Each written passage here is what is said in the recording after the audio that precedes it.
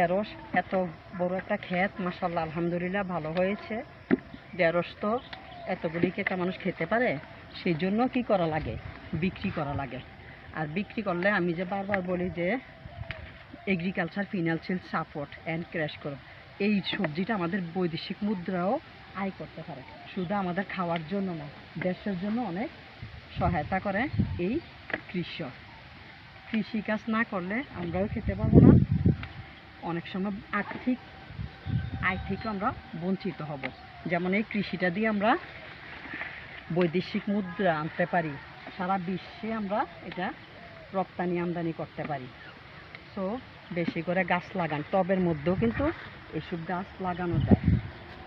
যদি টবের মধ্যে এসব গাছ লাগাই 6 মাসে আমরা ঘরে অন্তত বিক্রি না করি, আমরা হয়তো এত বড় ক্ষেত এই জন্য বিক্রি করতে হয়, এতগুলি কিন্তু খাওয়া সম্ভব না।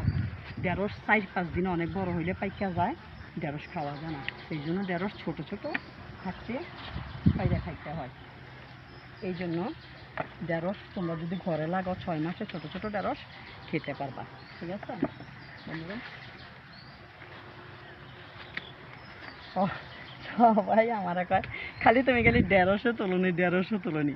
আরে বাবা, আছে এখানে বড় বড় ঢেঁড়স ক্ষেত, প্রতিদিন না তুললে ঢেঁড়স পেকে যাবে, পেকে গেলে তো ঢেঁড়স দিয়ে কী করবো, বিক্রি করলে তো খাওয়া যাবে না।